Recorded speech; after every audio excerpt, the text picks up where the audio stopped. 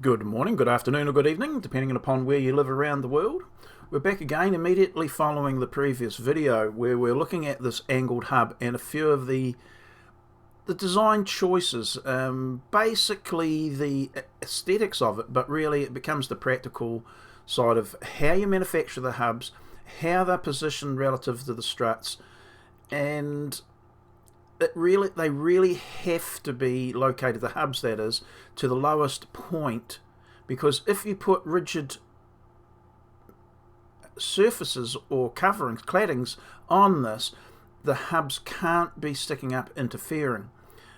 As I said, there may be a case to be made for slightly fudging the heights of the struts relative to the hub.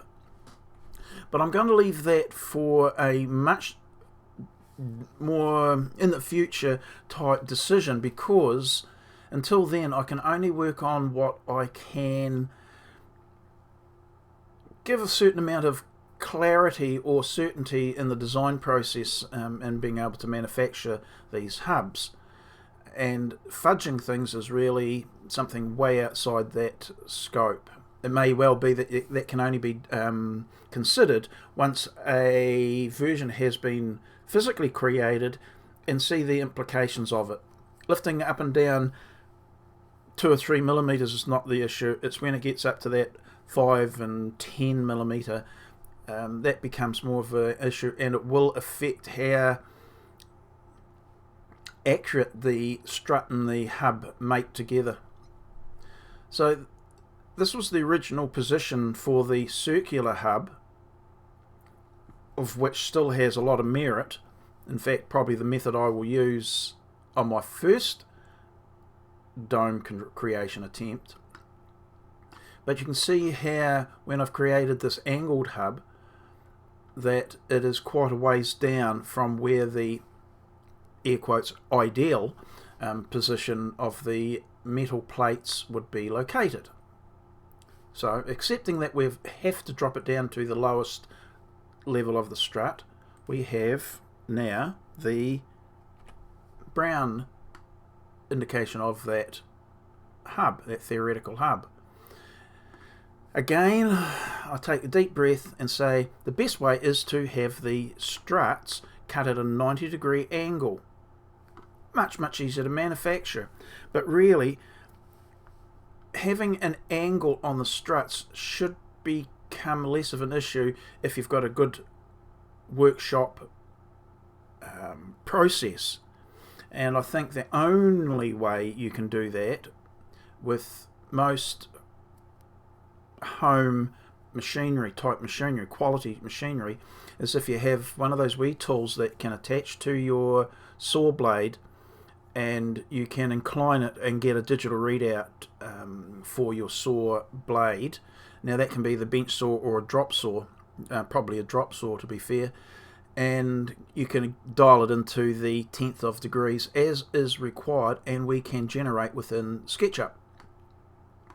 So we've got this model here where we've dropped it down flush with, in this case, the orange struts.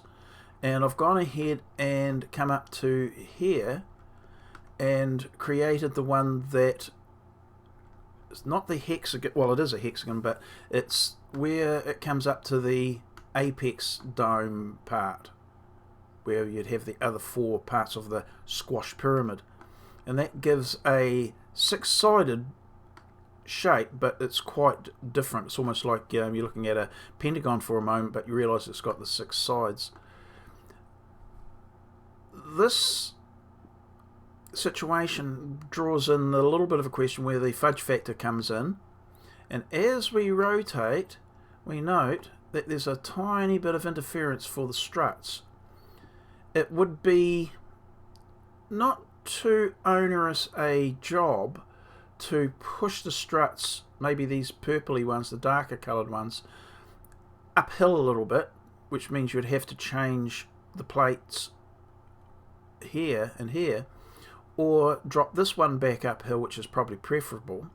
But as we can see, the interference not only between the struts but how the plates relate to each other.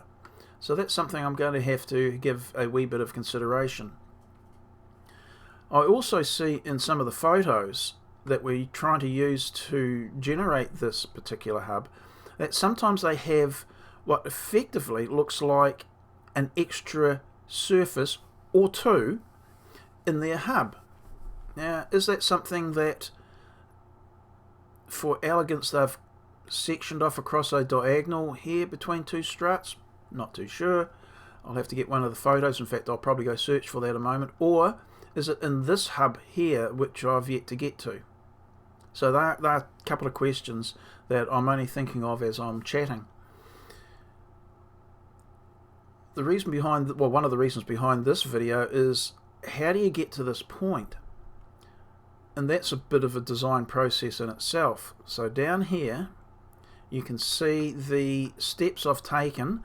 These were the original hubs I've built. This is the ones, the brown ones that I've been talking about the heights, and this is the last one we're currently looking at now. We generate plates that are on the ends of the struts because that gives us our rotational position, our angle, and our sizes. They all relate back to the original hub, so that gives us a reference point.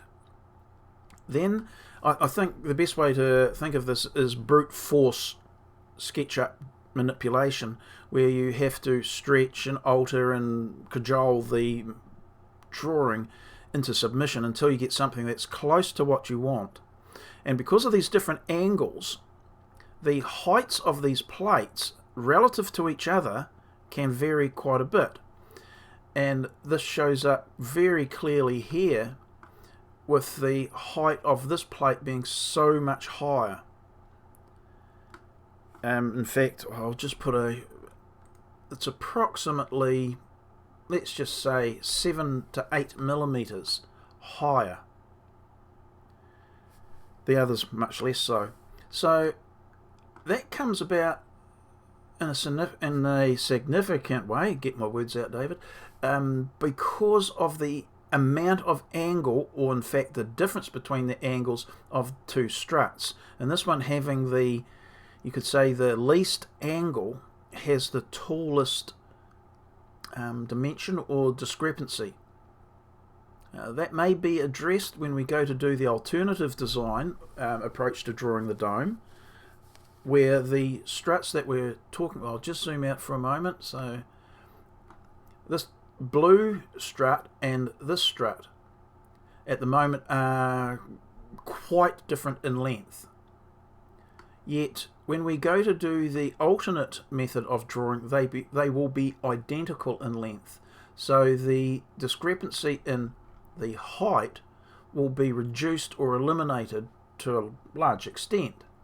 But we know that it distorts relatively the lengths of these other struts, because as this hub is forced to rotate down, these struts alter quite significantly. I had said some time ago, is there such a thing as a hybrid system? Well, we've really got a hybrid system here, and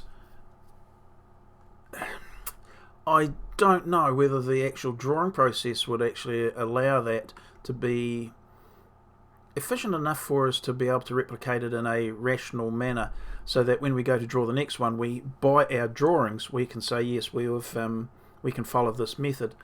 The two methods of drawing the hubs, the whole structure, both are quite, I'd say, interrelated, but they're independent of each other in a large degree to achieve that desired outcome, that they have a specific standalone drawing process. I'm going to have to now draw that alternate view of the dome and put the struts in so we can compare, because before we can go forward on that point, it needs being resolved. But quickly back to this, because the time is ticking on. What we did is we have this whole component rotated so it's dead flush in the horizontal plane. That means that when it's much easier to work on, I can assure you. and even getting here is as a result of a learning process on how to manipulate and move them so that you can edit them. Hint, don't try and do it on the hub where everything is inclined on specific angles. It's just a nightmare. So what we did here is we just created a plane, lifted it up, lowered it down onto the lowest point, which happens to be this section here, and that allows the other plates to penetrate through, of which we can then shorten down so that they're all flush in a plane, so that when we lift it back up onto the hub, onto the domes, the center line here that I've got, which will be retained, as you see here, generated from this particular model, can be superimposed back into position reliably, accurately. But in trying to do that, you do have to, as I say, brute force attack the model to make these lines at least represent how would you say, when they line up, because we don't want them sticking out too far or too far back, and they certainly can't, they don't generate off the corners just yet. They may well do in a future version, but not as yet. So we wind up with this particular model. You can see the progression from one hub. I've got a left and a right there. These don't have handed versions, so they're symmetrical, but they're certainly distinct enough that you don't even have to label them. You will know where they go. So at this stage, we're deciding to lower the position of all the hubs to the lowest of the struts. Makes sense when you see it drawn out, but prior to that it was a question, and why. In the previous video I was conflicted whether to make a condensed video, which I will, and delete all the others, or allow you to suffer along with me while we're going through this design process.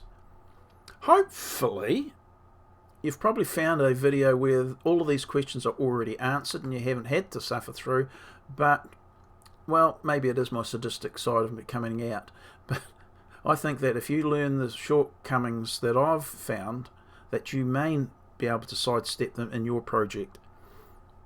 We'll see. Okie doke, I'll wander off. I'll see you later. Bye.